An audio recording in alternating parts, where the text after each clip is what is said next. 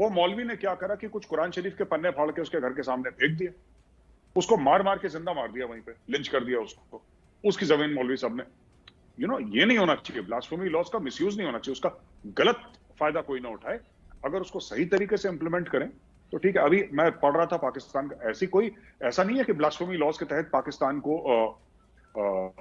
पाकिस्तान ने कई लोगों को सेंटेंस टू डेथ कराया, कई लोगों को फांसी लगी, ऐसा नहीं है पाकिस्तान में। लेकिन वो मॉब जस्टिस इतनी ज्यादा है, act on by the politicians. Because वही बात है ना, मुझे प्रूव करना है अपने आप को कि साहब पूरे पाकिस्तान में मुझसे बड़ा आशिक रसूल कोई नहीं है। वो कैसे होगा? उसके लिए आपको हिंदू का खून बहाना पड़ेगा, सबसे पहले सिख की बेटी को कन्वर्ट करना पड़ेगा, जलती हुई भट्टी में किसी ईसाई को, किसी क्रिश्चियन को डालना पड़ेगा, तब जाके आप प्रूव करेंगे आप कितने बड़े आशिक रसूल हैं। तो वही मुनाफिकत पाकिस्तान में है कि जो रसूल ने कहा था उनकी बात बिल्कुल नहीं माननी और सबके सामने चिल्लाना है कि मैं सबसे बड़ा आशिक रसूल हूं। ये ड्रामे चल रहे हैं वहां पे सर। और उसमें गौरव भाई ये भी तो देखिए ना कि अंग्रेज़ों का लाया हुआ ये ब्लास्फेमी लॉ था जब अंग्रेज़ रूल करते थे उस रीजन में, और इसका मकसद ये था कि इवन अगर हिंदू देवियों देवताओं की भी कोई इंसल्ट करेगा तो उसके खिलाफ भी ये लॉ आएगा। अगर कोई जैसे गुरुद्वारे में ननकाना साहब में इतनी इंसल्ट हुई हमने पिछले कुछ सालों में देखा, तो उसके खिलाफ भी ये लॉ लगता है। अहमदिया और शिया अपने आप को मुसलमान क्लेम करते हैं और हम भी उनको मुस्लिम समझते हैं, तो पाकिस्तान का कॉन्स्टिट्यूशन कहता है कि अहमदिया मुस्लिम ही नहीं है, तो ये इटसेल्फ ब्लास्फेमी कर रहा है कॉन्स्टिट्यूशन। तो इसके खिलाफ कोई ये वहाँ पे कार्रवाई नहीं है। तो मेरा ख्याल है यूरोपियन यूनियन ये बात समझ रही है और इस पे अब क्रिटिकल है। जैसा कि आपने कहा कि पहले वो अपने मफादात की वजह से ओवरलुक कर देते थे, लेकिन अब उन्हें ये लग रहा है कि ये कब तक हम ओवरलुक करेंगे। क्या ये सूरत हाल आपको नजर आती है यूरोपियन यूनियन की और पाकिस्तान के रिलेशनशिप की? नहीं बिल्कुल सर, अब वो ओवरलुक नहीं करेंगे। और इस पूरे केस में आप देखिए ना कितने मुल्क थे जिन्होंने वोट करा।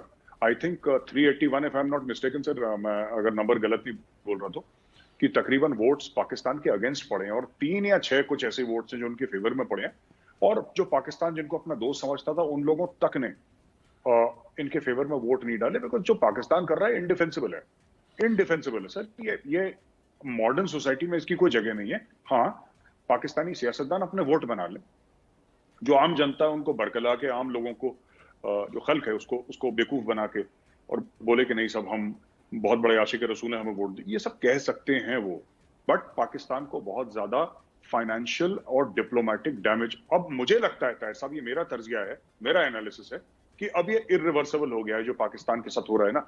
पाकिस्तान इस नहज पे ले आया है पाकिस्तानी जो सियासतदान, और आई थिंक खान साहब तो हैं टोटली क्लूलेस हैं। मुझे कभी कभी ऐसा लगता है कि the entire nation of Pakistan is running on auto pilot. उस मुल्क को कोई चला नहीं रहा सर, वो खुद चल रहा है। जैसे कि ना पैसेंजर बैठे हैं जहाज पे, जहाज उड़ रहा है, पायलट ने पैराशूट पहना और कूद गया जहाज से, और जहाज अपने आप चला जा रहा है, जब तक तेल है तब तक चलेगा, फिर नीचे। It's like that. It's a very frightening situation what is happening in Pakistan because everybody has abdicated the responsibility. Khan साहब अजीबोगरीब बातें करते हैं। You see, उनको तो टर्की और ईरान ने भी सपोर्ट नहीं करा, किसी ने सपोर्ट नहीं करा, कोई सपोर्ट नहीं कर रहा। बट वो ठीक है, एक जिसको कहते हैं ना ख्याली दुनिया में एक इंसान रहता है, वो ख्याली दुनिया में रह रहे हैं, अपना कर रहे हैं। We can't do anything about it, but what is happening is irreversible now. मेरा ये कहना है, ये अब एक पाथ पे चला गया यूरोपियन यूनियन, मुझे नहीं लगता कि इस पाथ से वापस आएगा, और इसके नताइज एफएटीएफ पे भी पड़ेंगे, इसके नताइज और कई चीजों पे होंगे। ठीक कह रहे हैं आप, ये बड़ी फ्राइटनिंग सिचुएशन है। और जिस तरह आपने कहा कि इमरान खान ने अपने इरेस्पॉन्सिबल रवैये की इंतहा कर दी है, और उनकी कैबिनेट में भी लोग सभी मिनिस्टर ऑलमोस्ट सभी मिनिस्टर जो है ना इंतहा कर रहे हैं स्टूपिड स्टेटमेंट्स की। अब आप ये देखिए कि ईरान और सऊदी अरब के बीच कोई बैकडोर डिप्लोमेसी चल रही है, चूँकि अमेरिकन चाह रहे हैं, सीधी सी बात है।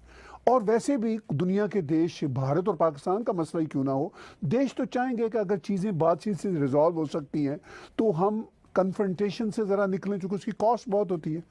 तो अब ईरान और सऊदी अरब ने ये सोचना शुरू कर दिया। अब देखते हैं वो क्या होता है। लेकिन इमरान खान का तो इसमें कोई अमल दखल नहीं है। इमरान खान के अपने मुल्क पाकिस्तान में तो दीवारों पर लिखा होता है शिया शिया काफिर शिया, यानी एक तो ये कि वर्ड काफिर नहीं होना चाहिए, हिस्ट्री में मुझे बहुत बुरा लगता है, लेकिन इसके लिखने का मतलब ये है कि एक जो काफिर के बराबर जो 3 शिया हैं वो एक, समथिंग लाइक दैट, ठीक है ना। यानी इतना हेट्रेड है वो जो मुस्लिम शिया हैं उनके खिलाफ। तो ईरान तो इसको पसंद नहीं करेगा। सऊदी अरब में जो सिचुएशन है वो अपने इंटरेस्ट के पीछे जाएंगे जिस तरह अमेरिकन चाहेंगे। तो लेकिन इमरान खान का ये ट्वीट देना कि जी मैं वेलकम करता हूं, इनका क्या रोल आपको नजर आता है अगर हम जियो पॉलिटिक्स पे नजर डालें तो?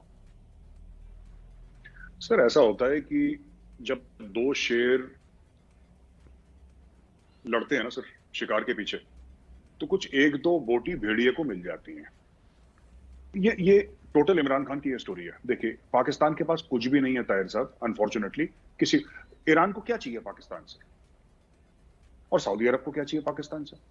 कुछ तो नहीं चाहिए, पाकिस्तान के पास है नहीं। ना पाकिस्तान ये क्लेम कर सकता है कि हमारे पास कोई टेक्नोलॉजी है, ना पाकिस्तान ये क्लेम कर सकता है कि साहब हमारे पास वैक्सीन है, ना पाकिस्तान ये कर सकता है कि हम ईरान में या सऊदी में इन्वेस्टमेंट करेंगे। कुछ तो है नहीं पाकिस्तान के पास, पैसे भी नहीं है, टेक्नोलॉजी भी नहीं है, कुछ भी नहीं है। तो ये देखिए, इन्होंने जब 50s और 60s में चाइना और अमेरिका को इन्होंने मीटिंग करवाई थी, तो पाकिस्तान ट्रेडिशनली, जिसको बिचौलिया कहते हैं, जिसको हिंदी में उर्दू में मुझे वर्ड नहीं पता लफ्ज इसका, पर जिसको दलाल कहते हैं, जो बीच में ट्रेडिंग में जो कहते हैं कि जो दलाली खाता है, यानी कि आप और मेरे बीच में मैं कुछ बेच रहा हूं, आप कुछ खरीद रहे हैं, हम दोनों को मिला लिया और कमीशन खा लिया। कमीशन एजेंट की तरह पाकिस्तान काम कर रहा है इसमें, कि साहब एक कमीशन एजेंट की तरह पाकिस्तान ने काम कर लिया, और पाकिस्तान ने बोला कि ठीक है। अब इन्होंने फिर बाद में भी करा था, हम तालिबान के साथ अमेरिका के मुज़ाकरात करवाएंगे, तालिबान ये फिर बीच में पड़ गए। अब ईरान और सऊदी अरेबिया के बीच में पड़ गए। जहां जहां पे, अगर मैं बता रहा हूं, अगर कल रोमानिया और ऑस्ट्रेलिया की बात होगी, उसमें इमरान खान ट्वीट डाल देगा कि हम वेलकम करते हैं, रोमानिया और ऑस्ट्रेलिया आपस में बात कर रहे हैं, नहीं कर रहे, वॉट एवर द केस। जहां पे भेड़िए को, जहां पे लकड़बग्गे को एक बोटी मिल जाए, जो दो शेरों ने नोच के खा लिया शिकार को, छोड़ दिया बीच में अपना जूठन, वो मिल जाए, उससे काम चल जाएगा। This is exactly, and it's very unfortunate. देखिए, अपने लोगों को ना, अपने मुल्क में अपने लोगों को बेवकूफ बनाने वाली बात है ताहिर साहब। अब आप खुद सोचिए ना, पाकिस्तान का क्या लेना देना? एक एक शिया मुल्क है, एक सुन्नी मुल्क है, ठीक है, दोनों मुल्क अपने मफादात समझते हैं। जो बाइडेन ने वैसे ही बहुत हल्का हाथ रख रखा है ईरान के ऊपर। जो बाइडेन का अभी तक बड़ा हल्का हाथ पड़ा है। जो ट्रंप के जो बेलिकोस टाइप के स्टेटमेंट हुआ करते थे, वो बाइडेन ने नहीं दिए हैं। तो बाइडेन बात करने को तैयार है, and the world is bringing Iran, and और ईरान के अंदर भी मैं बता रहा हूं, ईरान का जो एक स्क्रीन सेवर है ना दुनिया के सामने, ऑफ अ बेलिजरेंट पावर, जो कि बहुत अटैक कर देंगे, मार देंगे, death to American, that is a screen saver. Iran भी डरा हुआ है। ईरान के पास भी सर वो पैसे वैसे नहीं है, ईरान भी बिल्कुल खत्म होने की तादाद पे है।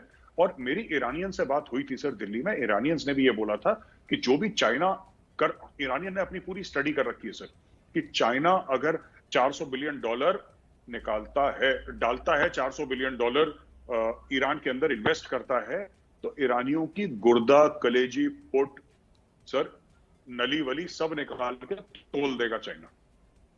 ये China, they have done the study, and this Iranian told me sir